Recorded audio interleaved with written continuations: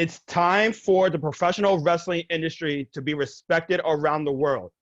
That respect starts with a dignified champion, a champion who never wavers, a champion who never quits, a champion who leads by example. AEW fans demand better. We deserve it. That was from the great promo that MJF had this past Wednesday on Dynamite, signaling his championship campaign against Jon Moxley at All Out for the AEW World Championship. Now, that promo was well demanded from fans, well involved. Not only that, he brought up the fact of Jon Moxley's time in WWE. He had pointed jabs at WWE, as well as the endorsements that he had from his website, Taz, Cody, and Jim Ross himself, and all the accolades that he has had throughout his time in AEW. This is the coronation of MJF, man. This is the coronation of the future world champion. And I don't care what anyone says. This man is the world champion come All Out. I don't think there's any debate there, right? But this was his coming out party. And we needed a moment, like a defining moment of when, when a champion is crowned. Like we all know, we all see it, when the current champion is kind of on his last legs, right? And then when a new challenger rises, right, you kind of know, okay, all right, the air is kind of different now. Like the air is kind of thicker now. The air is kind of, it has this mysterious feeling to it, and you see it and you feel it, right? And that's pretty much what it was. And I couldn't be more prouder of that promo, man. This is definitely the promo of the year. This is MJF's coming out party, and he's the new champion now, right? Like that's what this is. He's the new champion right now, and we're just waiting to have the belt on him. Like the only difference right now between the champion, right, and MJF is that the champion has the belt. Okay, the champion has the belt, and MJF doesn't. Okay, but MJF right now, to me, that is AEW. Without question. But I'm going to go a step further, right? Everything that Kenny said was right on the money. No debate here. But here's what I gravitated towards that promo. Not only did he just address Jon Moxley's title championship run, but here's what surprised me. He made a mockery of the presidential debate coming up in November. That's number one. Number two, he compared Jon Moxley as a sorry down version of Stone Cold Steve Austin. That took the cake for me. That was it for me, because you guys know I'm a diehard Stone Cold Steve Austin fan, right? And also, and most importantly, he discussed on what all of us discussed through the recent weeks, the ratings. He talked about the ratings. He talked about the beef between NXT and AEW during that time. He talked about, without actually saying it by name, he talked about the Titans, WWE. He talked about the dictatorship in Vince McMahon. He talked about the collective talent, NXT, but without saying it by name. It was so extraordinary and creative the way he did it. I don't think anybody could have done it better than him. Nobody. Right? It was one of the most phenomenal promos I've ever seen. Right? And most importantly, in my eyes, he was the deciding factor of what the fans were going to watch that Wednesday. Right? Through that promo, I did not even watch NXT for the rest of the night. I did not watch NXT for the rest of the night, because it made us, the fans, not want to pay attention to the other competition. And that's what took the cake for me that Wednesday. It's one of the most phenomenal promos that MJF has ever done. And yes, Kenny is right. It is the promo of the year as far as I'm concerned. Oh my gosh, it was a godlike performance that Wednesday. Godlike. It was so beautiful. Yeah, I mean, I'll agree. It was a really good performance.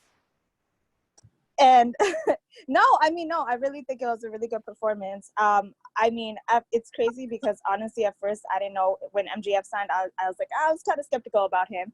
But the one thing I will have to give him is like he's a really good talker, and the way that he delivered his speech, it was just so enticing. It was so confident. It like oozed charisma, which is honestly what I was kind of like skeptical about on if he could really show that. But in the past few months, he's actually been like getting better. So I mean, I wouldn't actually mind seeing him as champion. I mean, he proved me wrong as far as holding a championship reign or whatever. I think it could possibly be time for him to be the new champ. So I'll have to give it to you and Kenny there, Ricardo. Thank you. Thank you.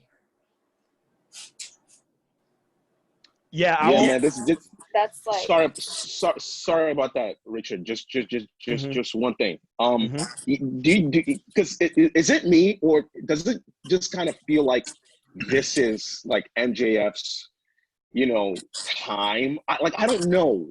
Like if he were to win the champion, you have to anticipate that he's going to hold it for a really, really long time. And like, I just don't see. I don't think he's going to do it for like a really long time, but I think I would say like probably 6 to 7 months, which I'm okay with. I mean, I don't want to see another Jon Moxley reign. Oh, well, I disagree about that. It's not going to be another Jon Moxley reign. No. I'm talking about lengthwise. That's why I said I don't want to see another, like, because Jon Moxley held it for a very, very long time, and it kind of made it like, okay, like we want to see a new champion. I wouldn't mind having MJF as a champion if it is, for like 6 to 7 months. But I would want that for whoever the next champion is, period. Because I don't, like, we need to see something broken up. Like, we don't need another champion that's just going to, like, now it's like you're only heading to your second year. Yeah, exactly. And plus, not only that, since All Out's coming up, they also announced that they're going to do a 1-year anniversary special on TNT early October and then Full Gear in November. So it's going to be really interesting to see how MJF, because let's be real, he's going to win the AEW championship at All Out. Let's be clear. It's going to be very interesting to see now his chase for the world championship. And once he wins the championship, it's going to be very interesting how he will handle himself as the champion himself. It's only to go upward from here. Like, it's like what me and Kenny said back then. Right now, his platform is Randy Orton. His platform is Randy Orton, bro. Yeah. And that's literally standing right on Randy Orton. Like, he's standing on it right now. The fact that he's on Randy Orton level, it's... People have to understand the fact that he's on Randy Orton level is fucking scary. It is scary, bro. Yeah. Like, I just can't wait until he becomes champion. I just can't wait. Like, let's move on. Like, I'm just hyped about speaking about him. And before we move on, before we get to the introduction of the show, let's be real here. The man is only 24 years old. Okay, that's he's only right. 24 years old. Let's go. Yeah. and on that note, welcome to episode 29 of the Wrestling Hypothesis for your Sunday, August 2nd, 2020. Unfortunately, Abba won't be joining us today. He'll be returned next week. As always, we are joined by yours truly, Richard, as well as Ricardo. What's up? King Kenny. King, yes, put that respect on my name. Let's go. And the first lady of the show, Tara. Hello, beautiful people. I know you missed me last week. Unfortunately, we're going to be missing Abba's amazing deep voice, but it's okay. I'll carry you through. So as you guys already know, this podcast is available to listen to on various podcast platforms such as Spotify, Apple Podcasts, Anchor, Breaker, RadioPublic, Google Podcasts, and YouTube. Give us a subscribe on our YouTube channel to make sure that you are kept up to date with our bonus content. If you are listening via Apple Podcasts, please be sure to give us a star rating as well as some thoughts on what you think our show. If you haven't already, you can check us out on all our other episodes and the archives using any of the platforms I mentioned earlier, as well as visiting our website, anchor.fm/wrestling hypothesis. Now, earlier this week, it's been informed that Excalibur wasn't on AEW this week due to a video from back in the day of his racial remarks by using the N-word. It's been trending all week long, and the video is also on our Instagram page for those who haven't seen it yet. So for that, AEW took action by having Excalibur not being on AEW for this week. Yeah. You know, when this came out, I gotta say, I ain't that mad. And here's why. This man said what he said. He said, continue. So pretty much based on what Excalibur said, like when he said back in that video, you could tell like he was really, really young, like around in his 20s and stuff like that. And like, yeah, he was a rookie. Don't get me wrong. I don't blame for the dude in the ring being tight. I would have been furious too. Those are fighting words. But as time goes on, it doesn't dictate the type of person he is, right? Excalibur is a retired wrestler. He's been with AEW since day one.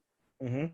And I don't think Excalibur is valued to be a racist. I don't think he's racist just because he said the N-word. But like I said, just like in sports, there's been history where where white people or et cetera of a different race say the N-word, but it doesn't dictate on how they are viewed right now. So for me, I'm giving him the benefit of the doubt.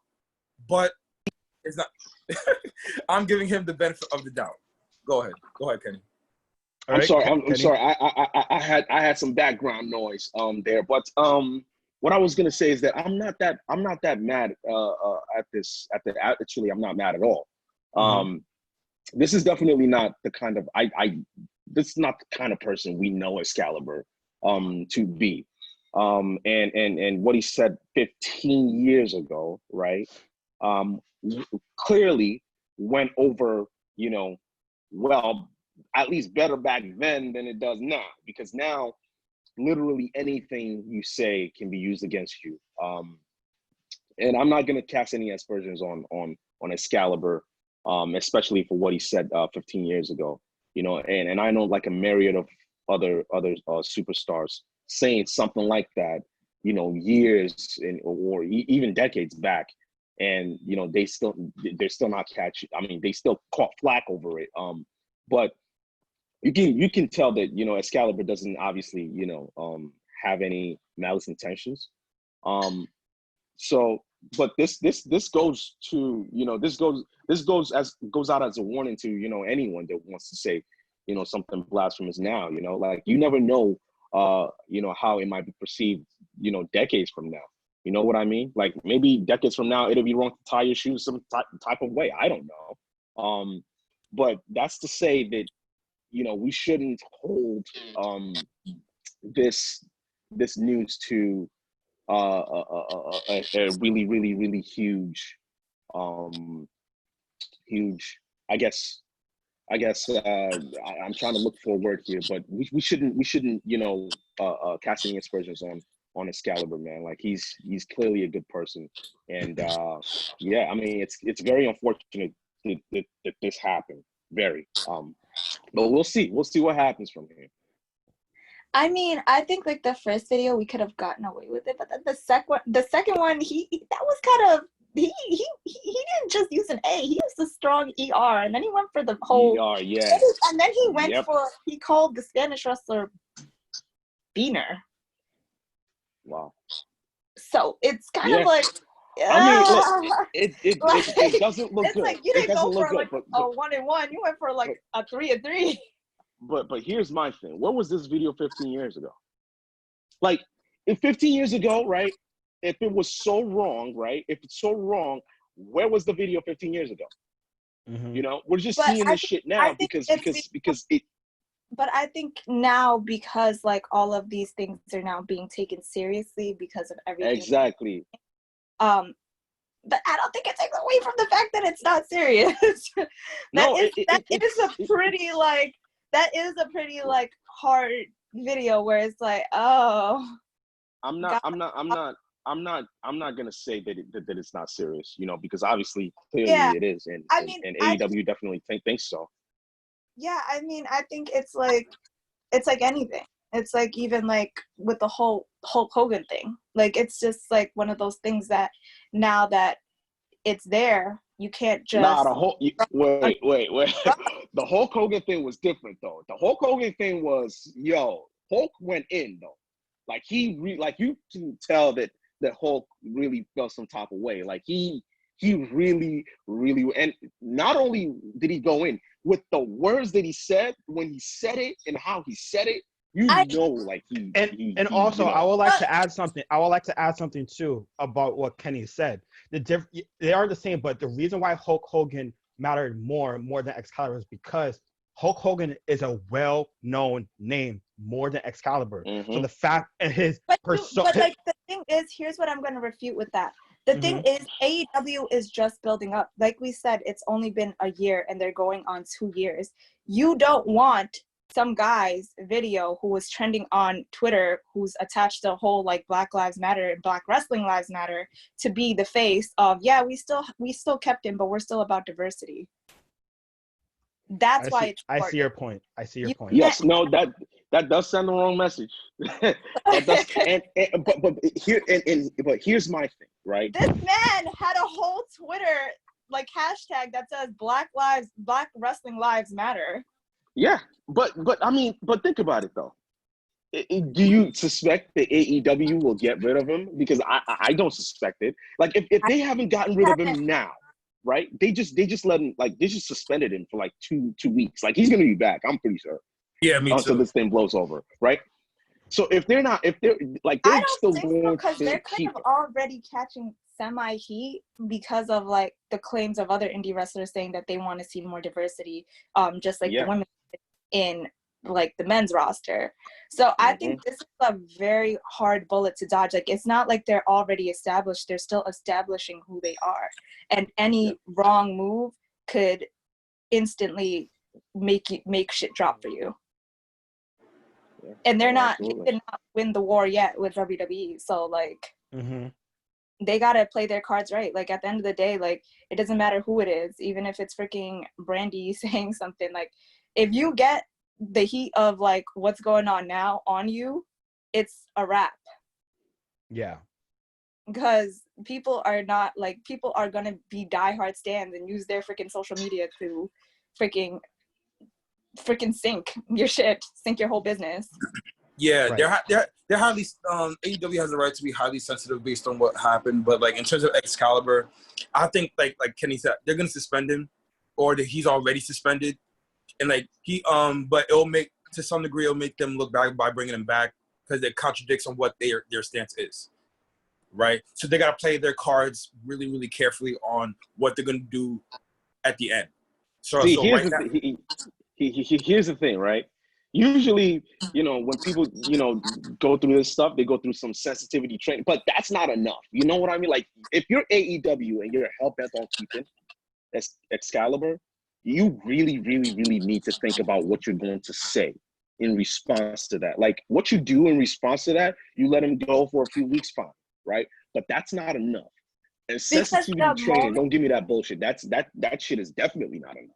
Because the moment they say like we're keeping them on, then people are going to rebuttal with, well, you don't care about Black lives then. So that is literally a very, like, honestly, to me, yeah, he probably changed. It's 15 years ago, but to me, it's like he's not a name that's worth keeping that could possibly take your whole entire brand just in the beginning. I agree with you on that. I agree with that too. But I got a question for y'all though. Do you, like, what could they possibly do right? Mm-hmm. That keeping this Excalibur, right? And doing that thing that they will do will get his name out of the headlines. Like, what could they possibly do to save this man or whatever it is that they're trying to do? Like, what could they possibly do? As of right now, right now they suspended him, and I'm like, I don't know what they could do to possibly bring him back. I don't know what. Like, pretty much, they might go with your eyes into some a form of punishment through their eyes. Right. Like, because to be honest with you, it's very dicey. It's very dicey. It is. Yeah, it's very dicey. That's what, for me, like, when I'm looking at it from a business standpoint, it's like, it doesn't make sense to keep him. It just doesn't, because right now, you guys, don't get me wrong, you're ahead of the race, but it's like, you are going to, like, that small thing, that small hole is going to blow up into something bigger, and then it's just going to keep rolling. Right. Like, you don't want to go down that rabbit hole. Right. You're not ready for that rabbit hole. And plus, honestly, I wouldn't be surprised if somebody from WWE sought out that video and just like released it. You know what I mean? Like, that to me wouldn't be surprising too, you know? Because this is war, man. This is war. And I feel like at the end of the day, like, if you really think about it, I mean, we had this discussion about Tessa Blanchard, and I don't know, I still don't agree with her coming back, but I feel like even if they are, because her father does work in AEW, like, even if they are headed towards signing someone like her, you can't have two. You got to pick and choose between your names. True. You can't have two. You can't have two people with that rap. Like, plus, and to be honest with you, like, they did a test run on when Excalibur wasn't there on Monday, because Taz took his spot, and it worked good, and if not better. Because the thing is, with Taz, he brings a level of charisma that Excalibur doesn't bring to the commentary table. And if Taz is like, or if Taz is possibly takes over Excalibur's role, I ain't gonna lie to you, I won't have a problem with that, because I don't think anyone will have a problem with that. Because with Taz staying on the commentary table while at the same time hyping up Brian Cage, I'm like, hey. Well, that's the thing. Having Taz in the commentary table won't hurt them anyway, because in the wrestling world, Taz has that distinct voice that everyone could gravitate towards you. That's something that Excalibur doesn't have, in my opinion. Because we've known Taz since Ruthless Aggression era, when he did commentary with Michael Cole on SmackDown, as well as and ECW. So now, since he's doing commentary in AEW with JR and Tony Schiavone, the two main commentators from back in the day, that goes to show you that your commentary team, like, pretty much is equal, along with Taz being that heel commentator in that pleasure. So it really rounds out the entire team. Wait a minute, they didn't have a heel commentator, right? They haven't had. They've never. AEW ever. They need to add that. They need a heel commentator. No, but that's a very good point on your part, Richard. Yeah, because he has a heel commentating role, and that's what AEW does not have, because, like, you have Excalibur, you have JR, you have Tony, who's pushing all the faces. I'm like, yo, where's the heel commentator? And that's why, to make your point, that's why Jericho is there, because exactly. Yeah, but Jericho filled that spot. Jericho is back now. Jericho's to that wrestling role. So exactly, but the thing is, here's the caveat on this. You can't have Jericho do it all the time. That's why you have Taz. But Richard, that's what we're saying. By having Taz there, it covers that role so that Jericho doesn't have to do that. Right. Exactly. Right. And it does, and to Tara's point, it does eliminate the need for Excalibur if they go through, with that commentary team. It does eliminate the need for him. So to wrap this up, to answer Kenny's question on what to do with Excalibur, that's what you do. Add Taz. Add Taz. You gotta add Taz. Cut Excalibur. Unfortunately, you gotta add Taz. Wrap it up. Man. Let's go. So, definitely. So, in the world of wrestling, there's been great wrestlers throughout history, obviously, but there is one country in particular, besides the United States, that has has a list of great wrestlers, particularly Canada. I know, it's like a breeding ground of wrestlers. Like in all countries, Canada is the dark horse. It's like you breathe the air and you're a wrestler. Exactly. Dark horse. They're probably like 1 or 2, like number 1 or number 2. Yeah, and like the greatest wrestlers of all time. Inject their babies with like freaking wrestling hormones, and it's like exactly. the next 17 years. Like all I know is we already know that in terms of the female's counterpart, we already know it's Trish. She solidified that. But in the male's perspective, and this goes for everyone, who do you think is the best Canadian wrestler? Kenny, we'll start with you. For that one. The greatest Canadian wrestler of all time. Come on, guys. It's Chris Jericho. It's Chris Jericho. Like, if you don't think it's Chris Jericho, then I don't know what the hell is wrong with you. All right? I can't help you there. Chris Jericho, I mean, there's nothing you can say about this guy that you haven't already said. So I'm gonna keep it at that. Chris Jericho, next. My pick is also Chris Jericho. My guy. Because you know why? You know why? Like I said, because my boy Kenny, like we run this. We run this. Chris Jericho is the type of Canadian wrestler that could go to any wrestling promotion and is at 100 at peak condition. He can make any wrestling company better. Edge can't do that. Omega can't do that. Yes, he can. Omega can't do that. Okay. Okay. Omega is my pick because talk to me. Hold on. Whoa. Wait. I thought about it, and then I really, it's continue. Kenny fucking Omega. Okay, the greatest fucking wrestler of all time. Wait. What? Okay. Hold on. Wait. Real Richard, you sit there and eat your popcorn. You chill out. Hold on. In terms of Chris Jericho, Kenny, last time I checked, did Chris Jericho beat 2 franchise names in The Rock and Stone Cold in the same night? Has Kenny Omega ever done that in the same night? Yeah.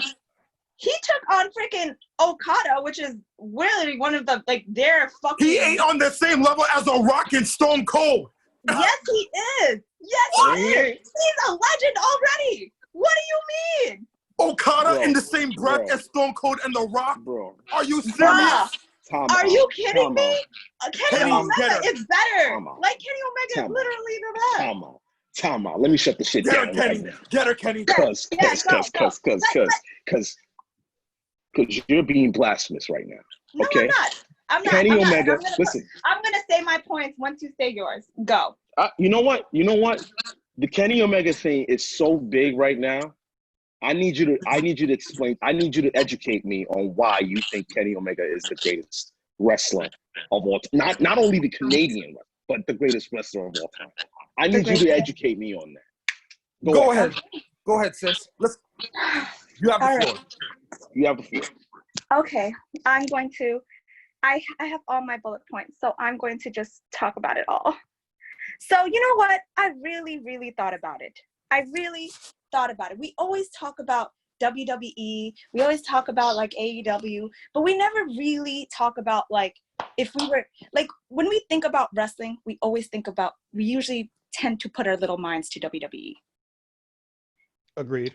When I think about what WWE wrestler could have had the same amount of fame, the same amount of any kind of, like, acclamation that would have came to them if they just went to the independent circuits by themselves. If you put any of the men that were in WWE and just put them in the indies without having them ever go through WWE, do you think they would have ever made the world turn from WWE to look at an independent circuit? Okay. Yes, I do. I do. No, I definitely think so. Because then I thought about it. I was like, that's a really good point. Like, Kenny Omega didn't have WWE at all. Like he never, like he went through that path and then left them, but he didn't really, he went through the independent circuits and decided to make himself big over there. And he achieved that. But then he didn't just achieve that. He also made people start looking away from WWE and looking at New Japan. People started looking at him and going like, damn, this guy has some shit. Like he brought some kind of recognition to other wrestlers in Japan. He was kind of one of the main reasons why Triple H started even looking into the independent circuits and started, you know, scouting people from New Japan. And then you bring up Jericho, but the funny part about Jericho is Jericho even went to New Japan. He gave up 18 years, 18 motherfucking years of being fucking dedicated to Vince and WWE just to go to New Japan and reinvent himself. He used Kenny fucking Omega. No. Wait. Cardo, let her finish. Let her finish. No. And then even I got this, Ricardo. I got this. He even said himself that he's the best, one of the best performers of all time. Yes. Kenny Omega is one of the best performers of all time. Okay? Period. Like, there's no buts or ifs, ands, or anything about that. But he's one of the best of all time. The whole entire Chris Jericho and Kenny Omega match, it's kind of like a greater version of fucking Jericho and freaking Michaels. Because Kenny Omega looked up to Jericho. Like, he used him as a stance. And in a sense, like, when you really think about it, Kenny Omega is already a fucking legend. And it's like what you said with MJF. He hasn't even reached his pinnacle. Chris Jericho is like in his like 40s. And when Kenny Omega was in the independent circuits, he looked at freaking Omega. I mean, Omega looked at Jericho as the standard for how he wants to have his matches. Okay. So okay. Now, like, to then fast forward and like a few years back, they had their match. It was like their version of like the Jericho Michaels match, and they did it better. Yeah. They did it way better. Because you know why they did it better? Because Kenny Omega is one of the greatest in-ring talents we have ever seen. He's a Swiss Army knife. He's better than Shawn Michaels when Shawn Michaels was in his prime, right? But the legend, but be that as it may, right?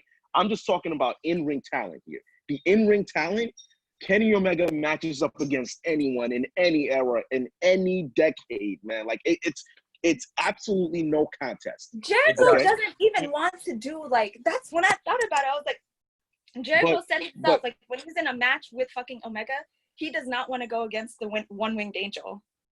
Like that's like his. But Tara, look. With all due respect, think about it, it's like this man is kind of, well, in a sense, he was beginning to. Well, I was saying. Look. Okay. Hold up, Rich, because I gotta let me, go at Tara here. Okay. You bring up valid points, okay, and all of them revolve around the wrestling ring, which is like I got it. Kenny, like, I will never win that debate with you. So I'm conceding that argument that Kenny Omega is probably the greatest in-ring performer we have ever seen. I'll concede that to you. But here's what I will not concede to you. Chris Jericho is still the greatest Canadian wrestler ever. See, when we talk about greatness, we not only attach what you can do in the ring to it, but that's not all. Your legacy matters. What you've done matters. The accolades, the championships, right? And I'm saying the competition. Hold up, the competition. No, Kenny Omega's had some better competition. Hold on. No. And you know why that's wrong? You'll say that Jericho has better opponents is because you will say the only reason why you're going to say that is because he has more names, because when we think of names, we think of WWE automatically. Hold up. Not only that. See, here's why Jericho wins that, because he fought everybody. He went everywhere. You know what I mean? Like in his era, he fought literally everyone that he could possibly fight. Okay, he went to promotions after promotions after promotions before he came to the WWE, and then he went back. Like, he fought everyone. Kenny Omega hasn't done that yet. Okay, and that's what I'm saying. But Kenny Omega, but the thing is, when you think about it, okay, and y'all said it yourself, when you think about it, who would not have a good match with Kenny Omega? Is there not a match that Kenny Omega can't put over? No. Is there not a match? No one. I got that. No, get that. See, but that's what I'm literally just staying back. You know what he said that his goal is? Because yes, I just saw today that he is actually co-vice president of AEW along with Cody and the Bucks. You know what he said his goal is? And the reason why, like, he's like, people don't understand. And I agree. People don't understand it. But he is trying to be the best. Like, he's not just thinking about singles competitor. He's trying to be the best at everything. He's doing the tag teams. He's doing death matches. He's literally rebuilding. And that's commendable. That's great, but and that's commendable. Look. And when you think about it, what match is there that you can't fucking put Kenny in? Oh, that you're just like. And look, like, right. You win that match, like, match for match for match for match for match. Sure, you got that. I'm talking about accolades. I'm talking about accomplishment. I'm talking about, Hall of Fame level. Like, look, Kenny Omega. Look. Let me end this right now, okay? Kenny Omega can become my part, Rich. Okay, sorry. Yeah, Kenny Omega can be the greatest Canadian wrestler of all time when it's all said and done for him, okay? But right at this very moment, there is somebody that's greater than him because he has yet to accomplish everything, right? He will even admit that to you. Kenny Omega has yet to accomplish everything, okay? And Chris Jericho has already done that. He's already, like, Tara, Chris Jericho is he's just coasting right now. He's just coasting right now. Tara, hold on. Let me say this. Documentary on Kenny Omega. That look. Jericho's like, I gotta give it to him. But check this out. And then, but the thing is, like, he's done some crazy things. Like, he literally was the first person to break that freaking Meltzer scale. Like, not just one time, but like 4 to 5 times. We get it, but look, check this out. Because he's a genius in the ring. Easily, he's a genius in the ring. In terms, like, storytelling wise, he even brought, like, he was one of the first wrestlers to actually bring, like, an LGBTQ, like, storyline, but make it serious. Yes. Yeah. Like, yes. He even brought that into the freaking game. Look, in terms of right now, you got it hands down in terms of the more creative standpoint of Kenny Omega. You got that argument. She got the matches, bro. She got the matches. She got the matches. You got that. But the thing is, everything that you're saying, Jericho did it already. Wait. No, he didn't. Wait, hold on. He doesn't have no freaking 7-star matches. But look. But the thing is what me and Kenny's saying is that the competition that Jericho has faced, Kenny Omega hasn't touched that as of yet. He did not, because you said Okada ain't even in the same breath as a Shawn Michaels. Yeah, he is. Hold on. In Japan. Listen. Nah, Okada is a real deal. Listen, Okada is nice. But he ain't. But hold on, Kenny. Nah, but you gotta think about it. But you gotta think about it in the Japanese world. Like, you can't do it in the Japanese world. Like, you can't think about it in just WWE world. Like, listen, for us, but check it out. What they're for us, our superstars are like up there, but for them, they have their whole universe and their whole. You're giving me Japanese world, right? Jericho has faced niggas all over the world that has been to other companies, not just. But the thing is, Omega did that too. Like, you have to give Omega.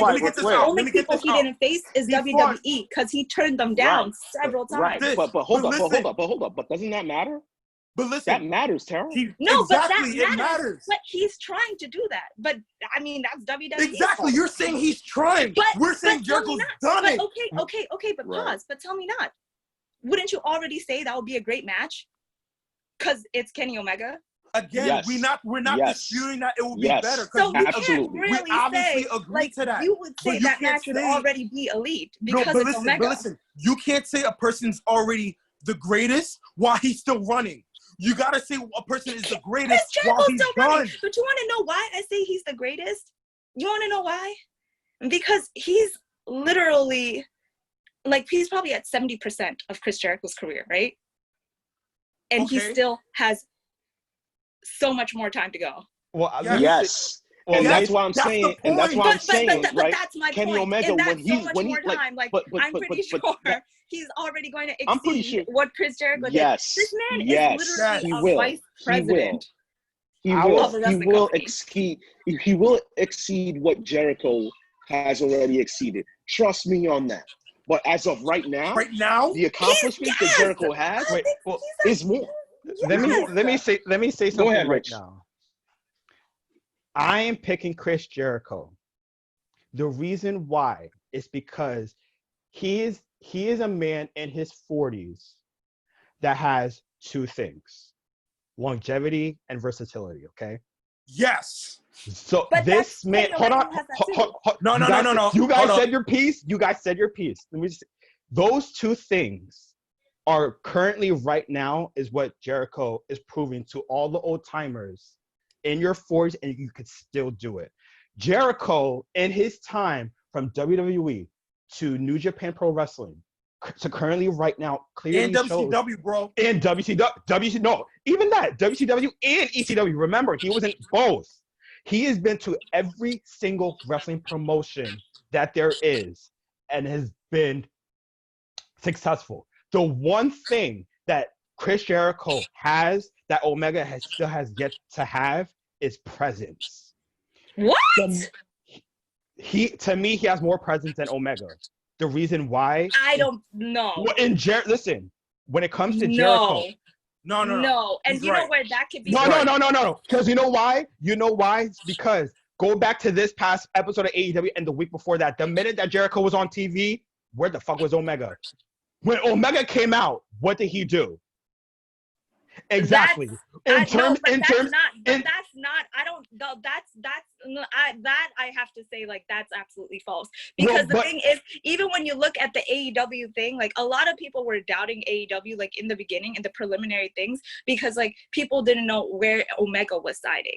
They had Chris Jericho. Chris Jericho.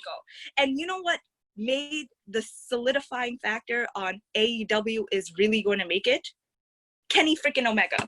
If he didn't sign with AEW,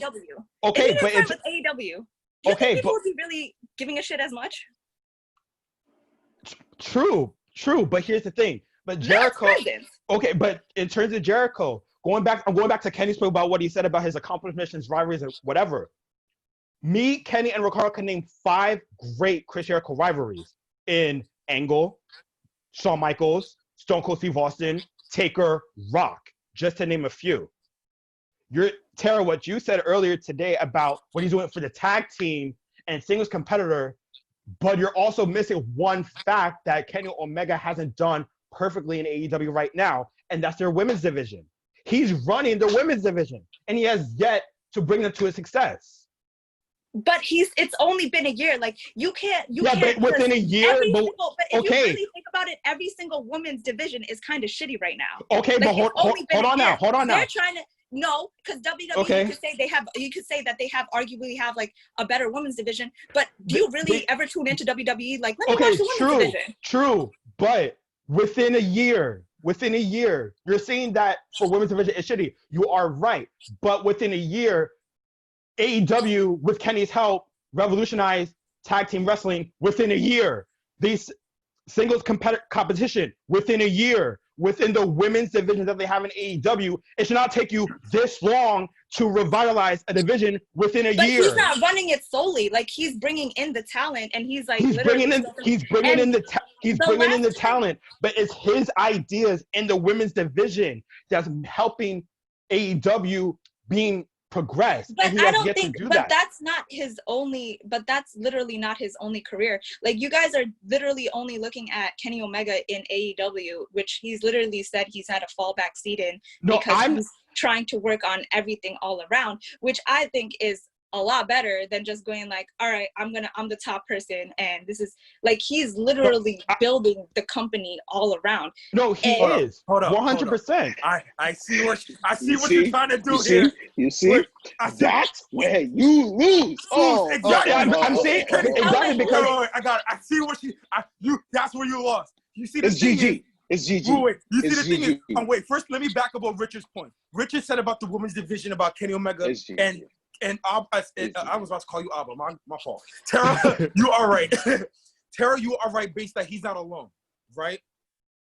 But what Richard is saying, you said Kenny Omega's not doing it alone, and you got that, and Kenny is trying his best in terms of the women's division. But you know what's crazy? What we all forgot? It was actually Chris Jericho's idea in terms of the female division at the time in WWE to main event a show. It was Chris Jericho's idea for Trish and Lita with that legendary match at Monday Night Raw. But that's literally okay. But that's literally what I'm like saying one thing.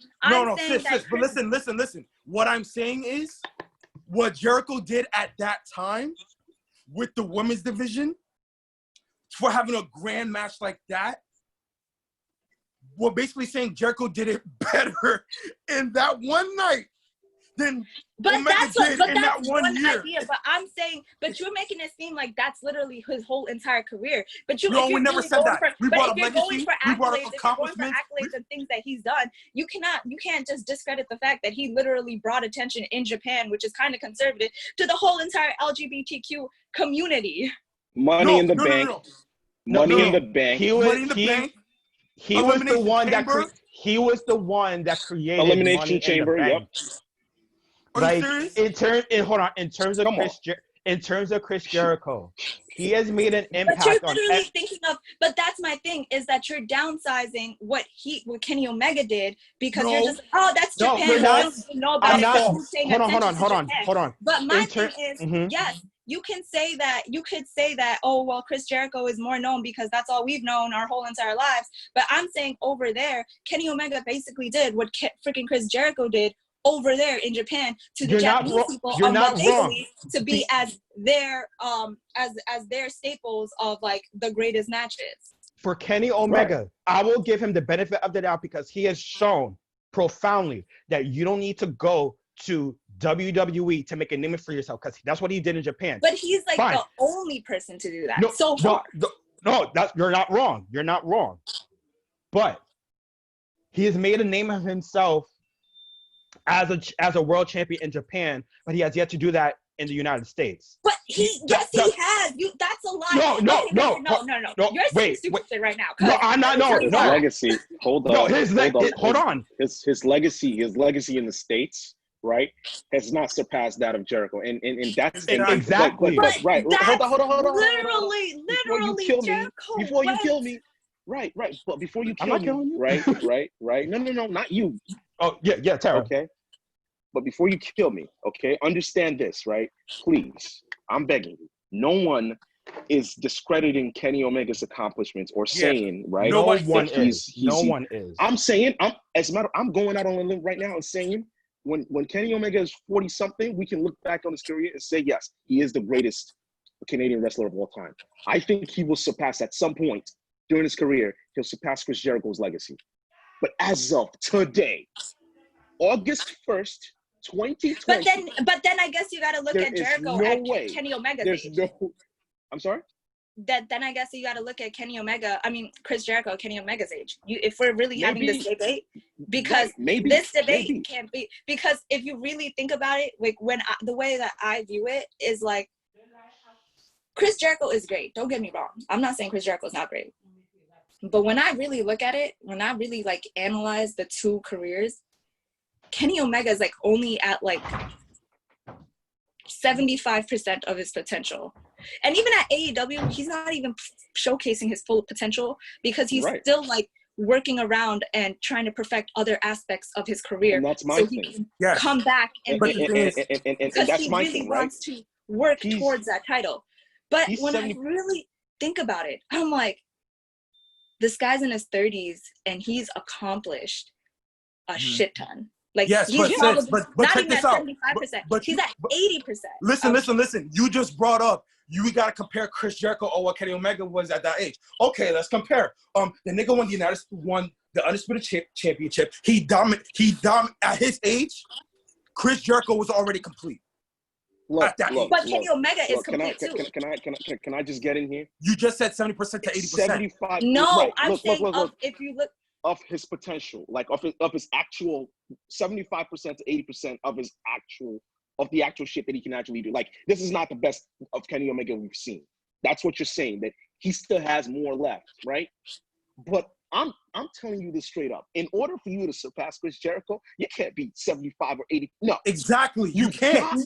No, that's not what I'm saying at all. I'm saying is he's literally achieved, like surpassed a lot of the stuff that Jericho has done. And Jericho can even say that.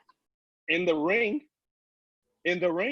Wait, I want to ask Tara something. As far as like storylines, as far as a good amount of stuff, like hell no, I ain't giving you that. Yes, he did. Yes, if you think about storylines, Jericho has some of the most iconic storylines in history.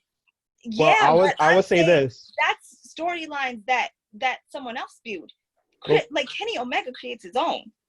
He creates his own. However, and Chris Jericho gave me the Money in the Bank and Elimination Chamber. I'm grateful for that. He also had a fantastic rivalry with Shawn Michaels. And plus another thing for Kenny Omega. But we already refuted that because but okay. The Omega and Jericho one is way better than Michaels and Jericho. Okay, but you in terms of creative, like we're not knocking what Kenny Omega did because like you got that, right? But at the same time, you can't sleep on what Chris Jericho's done for creative. I'm not sleeping on it. I said he's great. But you got to understand that Kenny Omega is literally supposed to be like this. It's like Chris Jericho of the current generation. Right. Well, but he is yet to get to that level. If you really think about it, yep. Chris Jericho, like even Chris Jericho will say it. Like Kenny Omega has it. Like he is. He does. The best. He does. But he ain't on Chris Jericho's level. Not yet. Not if you go 100 plus ultra. Facts. To make this more interesting. Wait, I will say this though. I will say this. We all had our point about Jericho and Omega. For whomever is listening, it's just going to be on YouTube. Comment down below on who do you think is the best Canadian wrestler and their accolades and so on and so forth. I'll even put that. I would even. We left out Bret Hart. Because we left out Bret Hart. I'll even post something on the Instagram page to say, who do you think is the best Canadian wrestler, Chris Jericho or Kenny Omega? Mm-hmm. How about that? Yeah, well, we'll see what the greatest. We'll see what the greatest, not the best, because the best wrestler is Kenny Omega. The best wrestler is Kenny Omega, right? But who's greatest? Who's accomplished the most at this point in their careers? That's the greatest. Most definitely. Now. But I mean, you gotta say, I want that thing. I mean, but you did say that Kenny Omega is going to be there. He's going to surpass Chris Jericho at some point in his career. Ricardo and Richard, do you agree with that? No, I agree. I agree. At some point, like at some point. One of the things you sound like a non-believer in the stuff that you said as far as the presence and he doesn't know the thing about. Hey Tara, you know the thing we talk about with MJF being like, you know, the best in AEW already, and you say, nah, that's a load of crap. It's Kenny Omega, obviously. MJF will get there at some point, but he's not there. He's not even nearly there. I think that's the same energy here. But the difference is Kenny Omega is much, much closer to Chris Jericho than MJF is to being the best in in AEW right now. So yeah, I mean, we see the potential in MJF to be the best in AEW, right? We see the best we see the potential that MJF has to be the best in AEW, and I think right now, Kenny Omega has the potential to be the best Canadian wrestler. He's just not there yet. Like I just need to see more. He is there. I think he's there, but right now he is gunning for the best in the world. Like we'll see what happens. For me personally, what it would take for Kenny Omega to be the best Canadian wrestler is if when he finally arrives at AEW and says, yeah, the man is here now. Like, I'm here now. I'm on the Well, top he now. hasn't. Well, that's the thing. He hasn't been the cleaner. He's been putting the cleaner on the background. But when he does that, and when he's finally 100% all in as, yo, I'm supposed to be the face, and I'm gonna grab that by the horns and I'm gonna run with it. That's when we actually see. But that's what everyone says. Okay. Let's move on. He did make a statement recently where he did say, he basically said, it's not a matter of if it's gonna happen. It's going to happen, but it's when, and he's looking for the perfect timing. And as for me, as of yet, it's only been like a year and a half. I mean, right now, they're still going. Like, it's like, I feel like it's like you got to use your special move. Kenny Omega's that special move when it's dire needs. All right, so we'll leave that out and about. But speaking of that, earlier this week, Kurt Angle said in an interview that Ronda Rousey had the best rookie year in WWE history, better than Brock Lesnar and himself. So between the three, who did have the best rookie year in their time with WWE? Kurt Angle, Brock Lesnar, or Ronda Rousey? Kenny, you start. Ricardo, I'm gonna let you go first, because you actually, I think you're raring to go here. So I'm gonna let you go first. Okay, Ricardo. Brock Lesnar had the greatest rookie year ever. Okay? Now, only based on those three people, Kurt Angle, Brock Lesnar, Ronda Rousey, is without question Brock Lesnar had the greatest year. Right? Based on his accolades, he is the greatest talent that WWE's ever had. And he will be and hypothetically, if he left a wrestling company, he left WWE and went to another one, he's obviously be the number one. That's number one. From a top perspective, he's untouchable. That's number one. Number two, based on his year, can we look back on what he did in that 1 year? He fought the Hardys and beat him. He beat The Rock and beat him. He beat Kurt Angle and beat him. He beat Taker and beat him. He beat The Big Show. He beat every single competitor, all in their prime, and dominated in the Ruthless Aggression era. In the Ruthless Aggression era, there were a shitload of legends that he has faced, all in their prime. That's including John Cena. That's including Rey Mysterio. That's including Tara's boy Edge. Everybody. He's beaten everybody in their prime and dominated that rookie year. Okay? He is made. And at that time, he was the number one dude. Nobody has had a greater rookie year more than Brock Lesnar. Go ahead, Kenny. I want to hear what you have to say. So the year that Brock Lesnar, his rookie year, who made it to WrestleMania that year? It was WrestleMania 18, Jericho and Triple H. Okay. You see what I'm saying here? How many rookies do you know? Right? Answer me this question. How many rookies do you know main event to WrestleMania in the first year? Go ahead. Nobody. Not a lot. No. Oh, nobody. Right then. Yes. All okay. Right then. Okay. So see where I'm going here? The fact that you got somebody that not only is she an accomplished UFC fighter, but she's even more accomplished than Brock Lesnar. Okay, as a UFC fighter. We agree there. Came into the WWE, yes. Right? You have to remember how significant this is, right? She not only resurrected the women's division, but she propelled them to the heights of where they've never been before. Not only did they main event regular TV shows, not only did they main event pay-per-views, they main event WrestleMania. And it was all because it wasn't because of Charlotte. It wasn't because of Becky. It was because of Ronda Rousey. It was because it was Ronda in that division, right? Are you calling her the GOAT? Reason. Wait. No, Tara, I got you, sis. I got this. Listen. Go ahead. Charlotte's still the GOAT, right? But it was because of Ronda Rousey that those women main evented WrestleMania. And that is why Ronda Rousey is my all-time Rookie of the Year. Let me tell you, before Tara goes, and Tara, you the first lady, I'm sorry, but I have to say. No, it's okay, go. I don't really care about this debate too much, but. Okay, you said Kenny, and she main evented WrestleMania first year.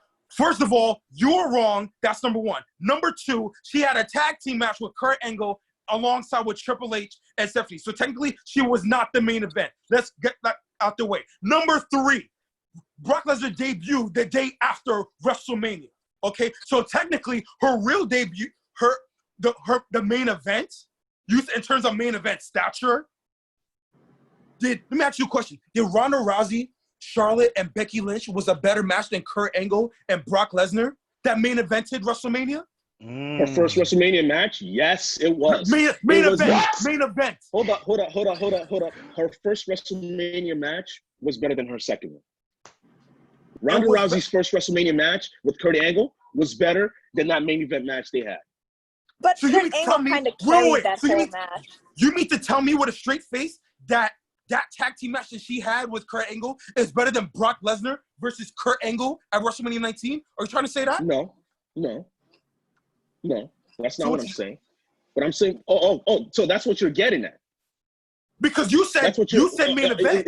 You said main event. Right, Those were your words. Okay, so you want to go main event for main event. Is that it? Do you think that Brock Lesnar and Kurt Angle was not better than her main event that she had with Charlotte, Becky, and Charlotte and Becky? It was better. Yeah. Okay. Kurt's main event with Kurt Angle was better than, Ronda's main event with Charlotte and Becky. All right, thank you. Yeah. But that still doesn't mean that she's the all-time great Rookie of the Year. You said that year. See, here's the thing about Ronda, right? Number one, she never really had a full year. Brock had a full good 2 years, right, before he left the WWE, right? Ronda wasn't, pound for pound, week for week, a whole, 52-week calendar year, there. She was there for, bits and pieces of it, right? So I don't know, because think about it. I think the first real match she had was that WrestleMania match, right? Like the first real match she had was a lengthy period of time. Yeah, Ronda Rousey and Kurt Angle versus Triple H and Stephanie, right? That was her first legit match. Yes. Right, exactly. That was her first legit match, and she showed up. Now, yes, she did. Now, I if you want to count that, fine, okay. But I personally don't. Because what we've seen, right, is that Ronda in her first real year, right, when she had competition, right, in her first legit full year, she main evented WrestleMania. So, snap. Okay, I guess things got heated for Kenny. It's kind of a hard thing. I think, technically, Brock had a better first year as far as things that he's accomplished. But I feel like for Ronda Rousey, the only reason why she really had all those opportunities is just for her name alone. Thank you. Because if you really think about it, Ronda can't speak on the mic for shit. Yes, exactly. You remember when she accidentally spoiled the main event for the three-way match when it wasn't even announced yet, and exactly. Becky had to do some damage control, and so did Charlotte. Like, if she didn't have Becky and Charlotte in her corner to kind of help her along the way, and if she didn't have Kurt, she wouldn't have technically. Honestly, she would have been exposed, and she would have jacked it up by it herself. And plus, she needed crutches. She needed help. Yeah. So what? Badly. Brock had Paul Heyman. So the fuck what? That's true too. No. Hold up. But he had Paul Heyman. But he had the greatest anchorman on his side. Despite Paul Heyman, Brock Lesnar dominated that year. Hold up. I don't think there's any doubt there. But okay. You can't tell me. We agree. Paul had. We agree. Paul Heyman was Brock Lesnar's success. So to me personally, like that argument with Becky and Charlotte and Kurt helping Ronda, it's like three of those guys helping out Ronda is the equivalent of Paul Heyman helping out Brock, because Paul Heyman is just that great. I want to get back to your point in saying about her first legit match. Her first real legitimate match was against Charlotte Flair, and Ronda Rousey got her ass whipped. Hold up, no. That was that WrestleMania match. It was that WrestleMania match. No. I'm talking about as a singles competitor. Okay. That's what I'm talking about. Right, but that's a first rookie year though. Again. I know. Her first, exactly. And I give her credit where credit's due, because at that match she proved to me that she can hang with everybody else, and I'm giving her credit for that. I also want to add something to what Ricardo is saying. Ronda Rousey's first legit match was against Charlotte. Brock Lesnar's first legit match was with Taker. Wrong. It was against The Rock. Oh, sorry, The Rock. I'm sorry. I got The you. Rock. It was against The Rock. What I'm saying is, Kenny, is that you have solid points of what she's done in the women's division and how she elevated them to greater heights. You got that hands down, bro. No question. But if we want to talk about rookie year, first year, there is no question that Brock Lesnar's impact in the WWE was greater than what Ronda Rousey's done in her rookie year. Well, actually, if you really think about it, and if you play devil's advocate,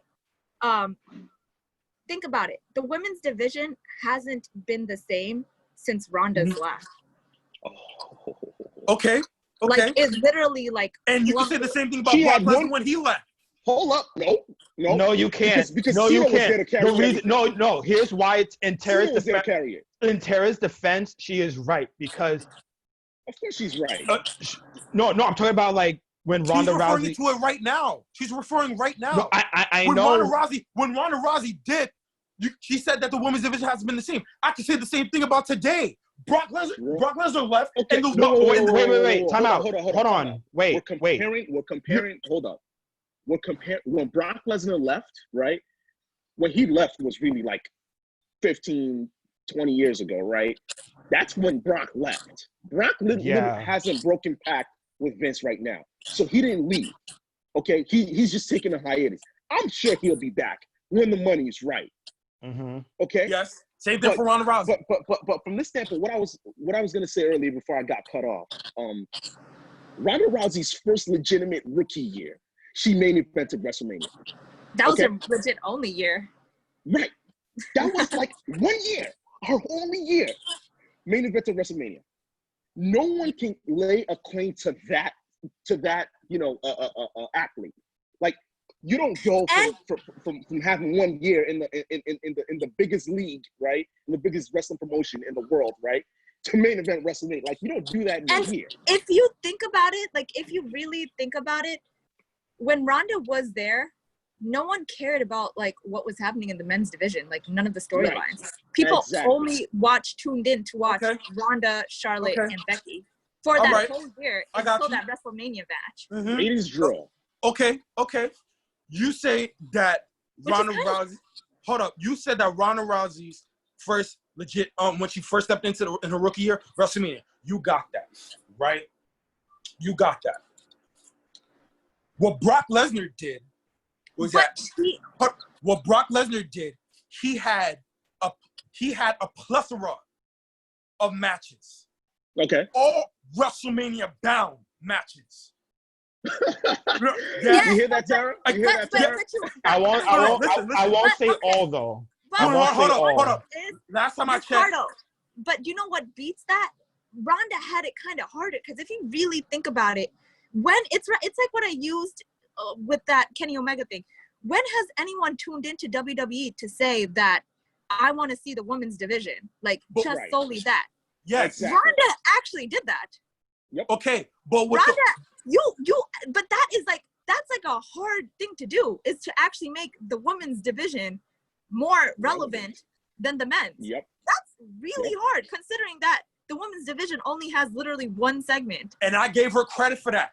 Like, for it to be in the men's division and be relevant is kind of a little bit easier than the women's. Yes, because of, listen, Brock faced legends, right, in their primes, right? With he didn't face Ric Flair in his prime, and he didn't face Hulk Hogan in his prime. But for the most part, he faced guys that are in their prime, right? Facing guys like that, you don't have to sell anything. You don't have to sell the match itself. You don't have to sell, who you're in the ring with, because the match itself sells itself, right? The next big thing versus Hulk Hogan. The next big thing versus The Rock. The next big thing versus Ric Flair. Like, the match sells itself. Okay, I don't have to work for name that. alone. I don't have to work for that. But Ronda literally have to work for everything. She faced Nia Jax, bro, and people still tuned in to watch, bro. What are you talking about? Yeah. What are you talking about? Yep. She faced Sasha Banks, right? People tuned in to watch that. Sasha is not on the same level as Brock Lesnar and Ronda Rousey's name value are pretty much equal because of their own name. Ronda Rousey made a name for herself before that. Hold on. You said something very important, and here's where you lose, because the people that Ronda Rousey faced was not Rock, was not they were no names. Right. They were relatively no names compared to The Rock. You know what I mean? Like, Nia Jax ain't The Rock. Sasha Banks ain't The Rock. Charlotte, with all due respect, at that point wasn't The Rock. Becky Lynch at that point wasn't The Rock. But then right? let's be real. But then also let's also be real. Would we really give two shits about like the whole Becky Charlotte feud if Ronda wasn't there as the catalyst? No. Like, it would have had the same effect to like a Bailey and Sasha. And Becky Lynch wouldn't have been as hot as the man if Ronda Rousey wasn't there. But the thing is, if you remember when Brock Lesnar in his rookie year, he don't act like he didn't elevate people too. Okay, let's get that straight out the way. He elevated the Big Show. Who did he have to elevate? He elevated the. Hold up. Okay. Wait, First of all, we're talking about rookie years, bro.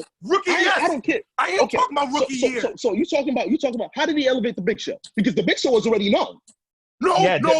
The Big Show had to elevate Brock Lesnar. Time out. Wait, hold on, Rich. Big Show really elevated his name in the Rules of Aggression era due to Brock Lesnar. Nobody in the Attitude Era did that for the Big Show. Nobody. But people knew who the Big Show was. Right. People knew who the Big Show was. Like, he had a name. Right. Like, so what are you talking about? Big Show. He was known as Andre's son. Hold on. Big Show was already a solidified name at that time, Ricardo. Hold on. Time out. Listen. We're not talking about Attitude Era. We're talking about Lesnar's year in 2002. Rookie year. We're talking his no, because you just said Attitude Era and you're wrong. No, I said Big Show wasn't known in the Attitude Era. Brock Lesnar elevated the Big Show. That's what I'm saying. Hold on.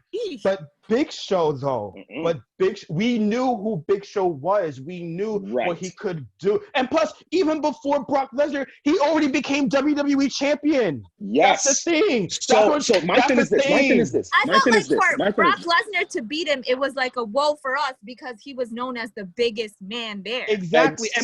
And plus, at Survivor Series 2002, at the time when Big Show faced Brock Lesnar for the WWE title, it was a big deal at the time when Big Show beat Brock Lesnar. It was a big deal because it came off the heels of beating The Undertaker at Hell in a Cell at No Mercy and The Rock at SummerSlam. Here's my main point I want you to get with all of this, right, Ricardo? Right? Brock's rookie year was so phenomenal, right, that nothing touched it until Ronda Rousey came. And here's why. Brock was put in at the front of Hulk Hogan, at the front of Hall of Famers, right? He was put in the front of Hall of Famers so that they could elevate Brock Lesnar. And it worked. Was all Right. It worked. It was all for Brock. Brock didn't need to elevate anybody because the people that he was facing, they were already solidified legends. Yep. He didn't need to elevate anybody. They needed to elevate him. They needed to make the fans believe that Brock was it, and they did so. Ronda, on the other hand, she was working with a division that nobody gave a shit about. Ever. And she put them on the main event of WrestleMania. What do you like? Bro. And she also made them have an only woman's like freaking pay-per-view. Yo. Like, and also because of Ronda Rousey, if you really think about it, because of Ronda Rousey, they main evented TLC. Because of Ronda Rousey, they had their own Royal Rumble match. So what is there? Whoa! In terms of Royal Rumble, I'm not giving that. They did that before Ronda. Let's get that out the way, okay? They did that before. And in terms of evolution, they could have done that regardless, even without Ronda Rousey. No. They would not have done that. They could have done. The whole point about that was to push Ronda. Yep. Look, because she was in the prime spot. So you mean to tell me without Ronda Rousey, they could not have done Evolution? Nope, because that's the other reason. There would have been no game for you to pull it. And honestly, if it wasn't for Ronda Rousey, nobody would have been watching Evolution to begin with. Yep. And then if you really think about it, you know how great Ronda's 1 year was? People still rumor her coming back to WWE. Yes. Yeah. Yes. Remember? They're saying it's shitty because Ronda's supposed to come back. Yep. And remember go ahead. And 1 year.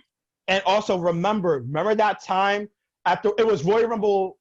It was last year. Remember that meme, that video that Ronda Rousey said, "Oh, y'all motherfuckers thought that I was gonna come back after Royal Rumble? Yep. Fuck out of here." Even when she's not in WWE, she's still in the fans' mouths because, like, yo, when the hell is Ronda Rousey gonna come back? When the hell is she gonna come? Yada yada yada. So, honestly, right now, straight up, if Ronda comes back, if Ronda comes back, right? If Ronda comes back, and like that'd be enough for the ratings. I guarantee you. We agree there. If Ronda comes back, the ratings are going back up. And not to mention, they don't even need Brock. They will not need Brock to draw the. If Ronda comes back, that's it. That's all they need right now to make it. One thing that I have to give to Ronda is that she would actually rebuild that women's division better than Charlotte. Right now. Yes. I agree with that. That's the only person. That's the only person I'm putting over Charlotte when it comes to the rebuild of the women's division and relevancy. That's the only person I'm putting over Charlotte. In terms of Brock Lesnar, we all agree that both Brock Lesnar and Ronda Rousey has that presence enough to change a whole division. We agree there. Agreed. Right? We agree. Right? But in terms of rookie year, I'm still giving it to Brock Lesnar because of what he has done in that rookie year, in terms of the dominance he's done in that rookie year. What you guys said about Ronda Rousey, in terms of a teaching standpoint of how to elevate the females, you got it. But I'm still giving it to Brock Lesnar because I feel like nobody could rival that rookie year based on what he has done. Wrong. Right? But hey, in terms of listen, that's you, bro. I cannot go from a woman's perspective on what she has done. You guys got in terms of Tara as a woman. But you have to. It's not even it's not even about the woman's perspective, bro. An irrelevant division, relevant as much. And Brock Lesnar made an irrelevant brand worth noticing in terms of SmackDown. Time out. Hold on. That's bullshit. Wait. Now, for that, I have to cut you off right there. Let me tell you something right now. That's bullshit. Go, Rich. Yo, in terms of SmackDown as a whole, he fixed his stance, bro. How the hell? Adjusted his seating position. Get him! How the hell are you truly going to say that he revitalized SmackDown as a whole when there was so many big names on SmackDown to begin with? In Because at the time, at the time, there was no bona fide superstar in SmackDown. When he was on SmackDown, hold on. At the time, Brock wasn't a bona fide superstar either. It was the legends. Brock was not a bona fide superstar at that time either. It was the legends he fought that made him a bona fide superstar. Exactly. And plus, not only that, that point. And also, you have to remember this too. You're saying that there was no star on SmackDown during that year? Yes, there was. And his name was The Rock. It was The Rock. Wrong. After SummerSlam, he left. After SummerSlam, he left. But let me tell you why it was The Rock. But at that time, he was. It was The Rock because he was champion. He was champion during that time in 2002. And when he faced the Rock at SummerSlam, he took The Rock's value. Yo, son, here you go. Take my name. Exactly. SmackDown, and look what he did. When The Rock was undisputed champion, he was going to both shows. But The Rock was on SmackDown way more than Raw. You can't say way more if he was on both shows. It doesn't really matter which way he goes. No. Yes, it does. Because The Rock. Because you're arguing. During that time. But do you see the clout that Brock had? Like Ronda, seriously, exactly. And plus another thing you have to understand, Ricardo. Yes, he was going to both shows, but who was the person that took him away from Raw to make it exclusive to SmackDown? It was Stephanie McMahon. Ricardo, I got a question for you, man. I got a question for you, bro. Because we got to. I know we got to end the show soon, right? Yeah. If I face in my first year, right? Me, a nobody, I'm just a guy, right? Yes. I go out, right? I sign with the WWE. I face The Rock. I face Taker. I face Hogan. Who wasn't he? Hogan, Flair. Kurt Angle. I face all these guys, right? Angle. I face all of these guys, and I beat them all. And I got Paul Heyman on my side. Am I failing? Nope. No. Right. Now, watch what Ronda got to work with, right? A relatively no-name division outside of at that time, outside of Charlotte and Becky, right? And Charlotte and Becky weren't even like they were stars in their own right, but they weren't like really huge, stars, right? But outside of that, you had nobody, literally nobody. And every single match, right? Ronda made relevant, and everyone tuned in and watched. Main evented, WrestleMania in her first legit year. That's number one. Revolutionized the whole fucking division, right? To this day, where people are still talking about it, because it's so bad now compared to when she was there. And think about it. Literally had all the. When she left, Becky and Charlotte, like they floated for like probably a month or two, but then it was like, we need Ronda back to keep the hype up. Right, like think about it. Becky had one of the worst title reigns ever because why? There was no fallout from Ronda. Like Ronda didn't go back and and ran it back with Becky. She didn't run it back. She left. And plus, still, not only that, so the whole division, the whole division just fell. And not only that, you could legitimately say, like, we were supposed to get this match 2 years ago. We still haven't seen, if she came back, Rousey and Lynch one-on-one. Still to this day. We still haven't had that match. But you know what's also crazy? She's actually also the only woman. I mean, it doesn't hold a lot of weight, but I mean, it's kind of still relevant. She got to pin Triple H. Yeah. She literally, that's like the only woman that was able to ever really do that. China did it. The only name that she got that was relevant at that time was literally Triple H. Wait, hold up. And she was able to build a rep in WWE, building up a shitty division.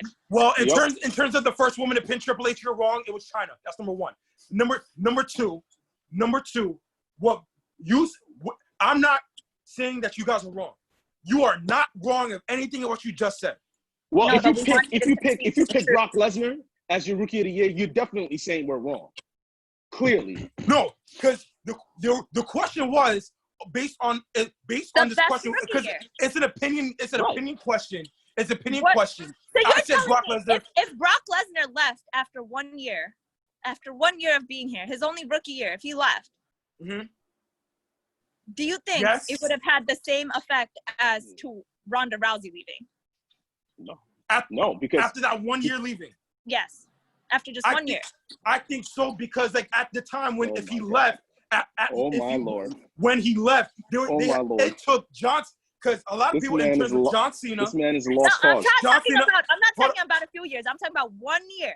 1 year, immediately. Yes, So, after 2000, you're saying 1 year, 2003, because he came in 2002, he left at 2003. It would he have left still at been 2004. It would no. She said 1 year. Yeah. He came out 2002. They're saying if he left in 2003. I'm saying they would have been in a state of flux because everybody was still developing. Everybody was. Exactly. Because nobody.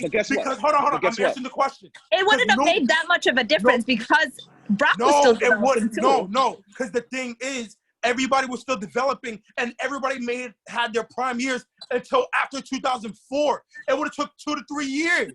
Hold up. And that's where you're wrong. Again. What are you talking about? Because here's why you're wrong. Ronda Rousey, when she came into the E, she was already established outside. Yeah. Right? Okay. So when she came into the E, right, she was Ronda fucking Rousey, right? And so was Brock Lesnar due to his talent? No, he wasn't. You know what? I know what Kenny's trying to say. Hold on. In a talent perspective, why do you think The Rock noticed that? Time out. I know what Kenny's saying. Let me tell you something about. Let me tell you about Let me Brock. finish. Let me tell you about Brock's reign and Ronda. Ronda was so big. She actually got all the sports outlets, media outlets, to actually highlight WWE constantly. And also to add to Kenny's point, Ronda Rousey was already established. Brock Lesnar wasn't even established yet in his rookie year. In a talent perspective, he was. Hold up. But what Kenny is saying though. Hold up. Let me finish. Brock Lesnar was not established in his rookie year. In his rookie year, right? Everyone, like when he first came in, no one knew who he was. Yeah, nobody knew who he was. That's the point of a rookie. Of course not. Exactly. But Ronda Rousey was known. In her rookie year, she was known already. She was known already. That's because the WWE picked her up from UFC when she was already established. If the roles were reversed, you got what say it would be Brock Lesnar. You're missing my point. Okay? The reason, right, I'm saying that there's absolutely no way in hell that they'll be in a state of flux after Brock Lesnar's rookie year is because Brock had no added value. He brought no added value in terms of relevancy to the product until he defeated all of those guys, all of those legends. That's when Brock Lesnar became relevant because that's when he made a name for himself by defeating legends in his rookie year. But Ronda was already established. Ronda was the division. She was it. She was, creme de la creme. Brock lost to Eddie Guerrero. Eddie was a star. When he beat Brock. Ronda was already a star. Like Ronda, when Becky beat Ronda, she wasn't. Like, so let me ask you a question. Let me ask all three of you a question. Let me ask all three of you a question. If Ronda Rousey did not come from the UFC, do you think she'll be the star? What are you talking about? If Ronda Rousey, because WWE picked her up from UFC, obviously. If she did not go to UFC, do you think that's the most asinine thing I've ever heard? Do you think WWE would pick her up? No. See. All right then. Because that's exactly why you lose. That's exactly why you lose. No. She had, but let me say that the rookie year she had was a woman coming in from the UFC, and she dominated the women's division and put the women's division on the map. No, we understand that. I'm saying if she wasn't from the UFC. But that's what we're comparing. We're not comparing what ifs. We're comparing what already happened. And what had happened was actual shit that actually happened. She came in as Ronda fucking Rousey from the UFC, putting eyes on WWE because, oh my God, Ronda Rousey's coming back after a long time hiatus and she's gonna be a wrestler. Okay, on the map. And she put the whole women's division on the map because you all say people you talked say about for a whole year was okay. Look, what Ronda's gonna you do.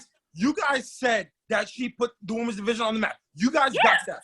But in terms of Brock Lesnar, Did Brock Lesnar put the men's division on the map in his first year? Or No. did it happen like 2 to 3 years? It was on the map. No. On the map. The men's division Exactly. was They were already on the map before Brock. But did he elevated on his first year? What I'm saying So is, what are you talking what about? I'm saying is, you cannot say that like Brock Lesnar did not make the company relevant. He did. Not in the first year. He did. Not Yes, in he his first did. year. Yes, he did. In his Yes, he first year, did. no. Yes, he did. Brock Lesnar brought more money to Brock Lesnar brought more money to WWE. Relevant, if he made the company, hold up, if he made the company relevant, then why did he need all those stars, right, to help him succeed?